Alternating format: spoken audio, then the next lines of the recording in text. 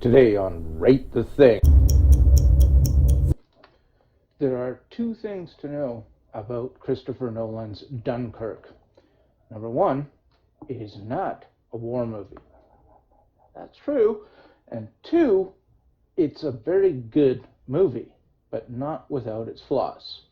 Let's start with it's not a war movie. It is, in fact, a suspense movie that takes place during a war, specifically the evacuation of Dunkirk in World War II.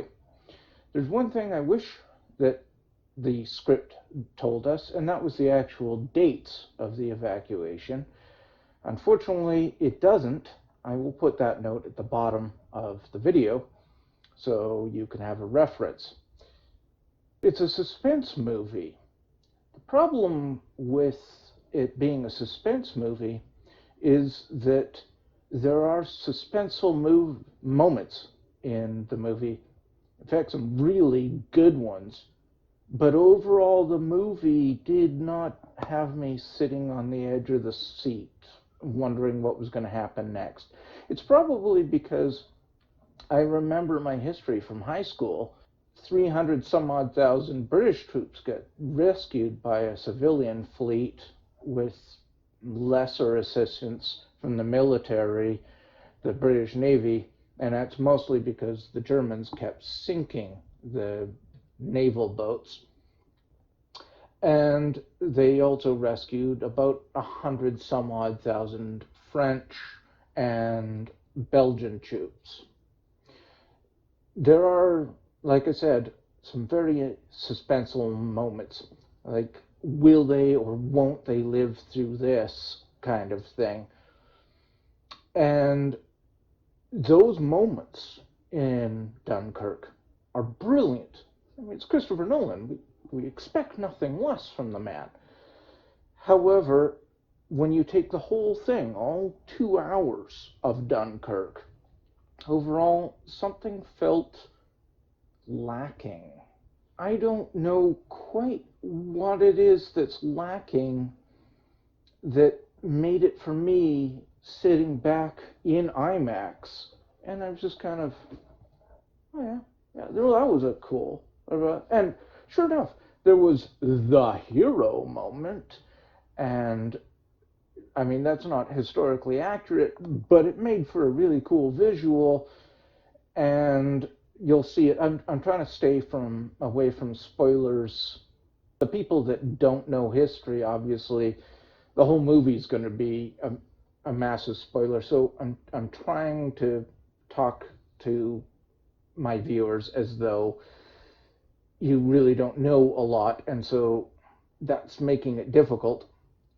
However, even with the non-historically accurate moments, and there's quite a few of them, there's actually videos on YouTube where people have picked apart the historical accuracy, and I don't have quite the big deal I have with it, because in a lot of cases they've made for better visual cues. For example, the German fighters, the fighter planes, when we see them, their noses are painted yellow, which wouldn't actually happen for about a month or two after Dunkirk was evacuated.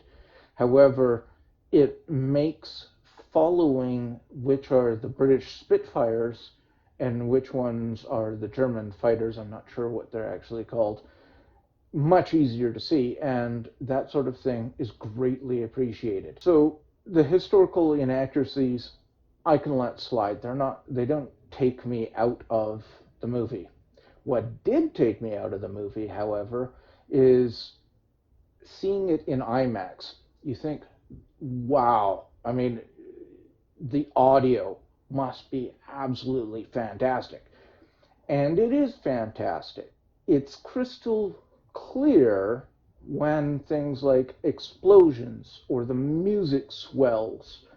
The downside to that is that it impacted all the spoken dialogue.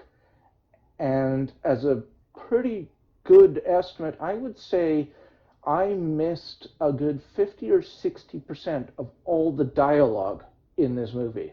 And it's going to force me to watch the movie again on Netflix, which is arguably no bad thing when it comes out. Assuming, of course, Christopher Nolan lets it go on Netflix, but that's a whole different topic. He seems to have issues with Netflix.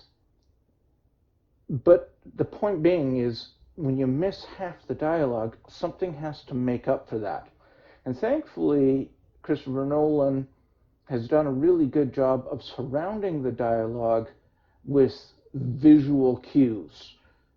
Like, for example, water pouring into a boat and it's drowning people who are frantically trying to get out of the boat. So I'm not talking about the screaming and the terror and kind of thing. I'm talking about the actual spoken dialogue. So when there's screaming and shouts of terror, it's not really a big deal. But when you get into the other things, it really is a big deal. And throughout the whole time I was watching Dunkirk, I wanted subtitles. I cannot think of any movie I have ever watched in a theater where I've wanted subtitles. This is a first. And besides the music and the explosions, the other thing that impacted the spoken dialogue is that it is a very British film. All the dialogue, when you do hear it, is heavily influenced with all the actors' various accents. And when you get Tom Hardy and Cillian Murphy and Kenneth Branagh, I can hear them, no problem, because all of them are used to speaking in such a way, especially Kenneth Branagh, because he's a stage actor and a Shakespearean one. My God, he really should know that they can deliver their dialogue through all of this, and you can hear them no problem. It's every other character that I had an issue, and there's a lot of other characters. So, on that note, there's actually something very cool about this movie. Because it is a British movie, we do actually see and interact with at least one French person. And thankfully, because the movie's set in the 1940s, they don't really pull their punches when dealing with, shall we say, colorful and period appropriate name calling. And I'm glad that they didn't go all 2017 political correct with that. That was actually a good thing. And then we also see a Belgian soldier, and even though he has an accent, it's not thick. We can completely understand him. But those are the only two non-British people I can think in the entire movie. What was really interesting is because it is so British, we never actually see any Germans. There's no German characters. It's predominantly a British story, start to finish. Which brings me to the next note.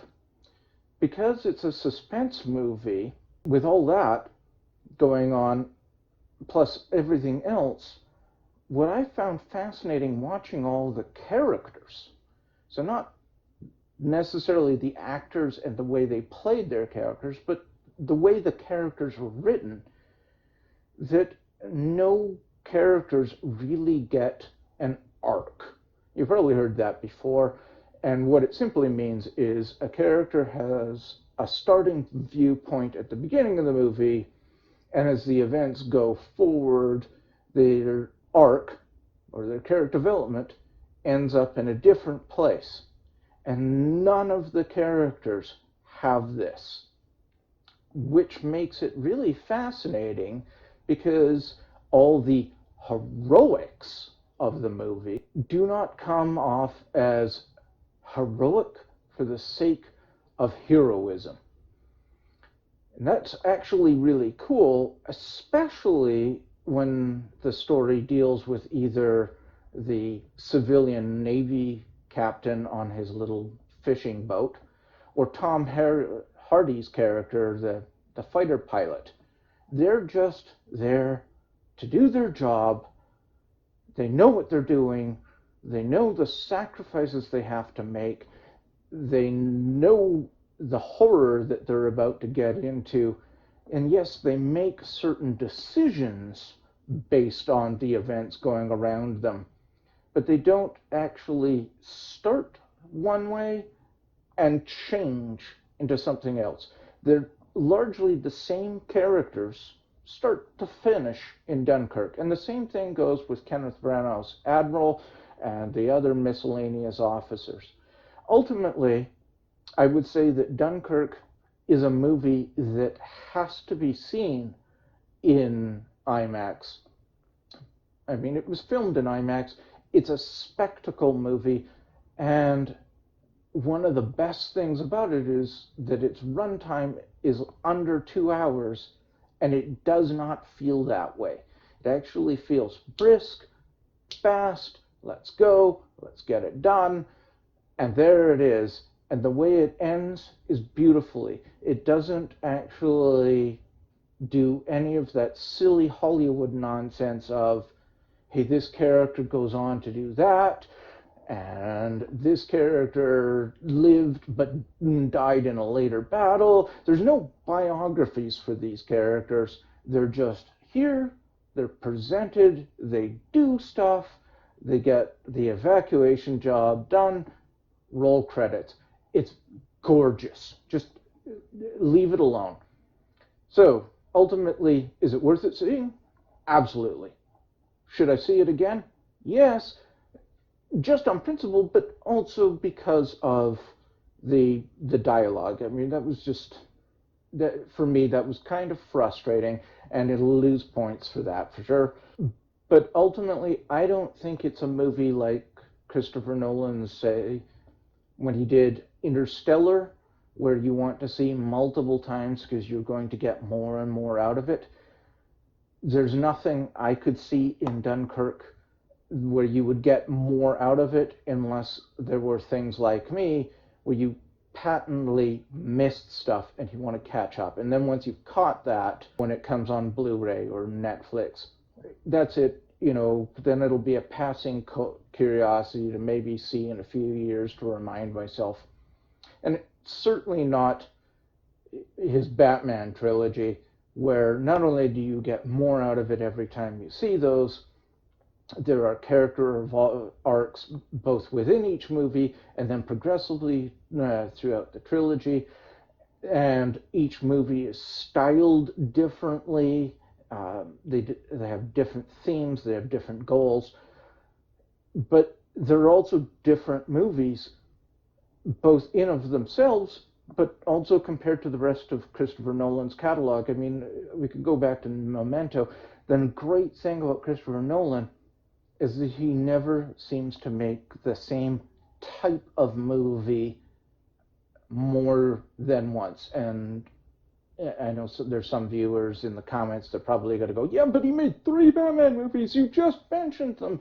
And if you look at all 3 Batman movies, they're all different in of themselves. I mean, the first one's an origin of finding a who am I movie and find myself. The second movie is a thriller type movie, and The Dark Knight Rises is actually Christopher Nolan's war movie. So you remember at the beginning of this review, I mentioned that Dunkirk is not a war movie, it just happens to be a movie that takes place during a war, and if you want to see Christopher Nolan's war movie, you watch Dark Knight Rises. That is his war movie. Anyway, like I said, really good. I gotta watch it again, possibly for different reasons than traditional movies. Overall, really good. It's gorgeous. It sounds really good, and I hate to hammer that, but yeah, that losing the dialogue. I mean, I could still follow it because the visuals were made up for the difference, but in the end, that was a bad. I can't believe they missed that in editing. Probably because they themselves are also British, and so it wasn't a big deal. But they obviously didn't think about a worldwide audience for this. Anyway, it's been a blast. I'm relaunching this channel. This is going to be my first real video uploaded in a very long time. I'm going to start getting me into more things. I haven't set up a schedule. I'm going to try and do a schedule, but it's going to be kind of all over the place.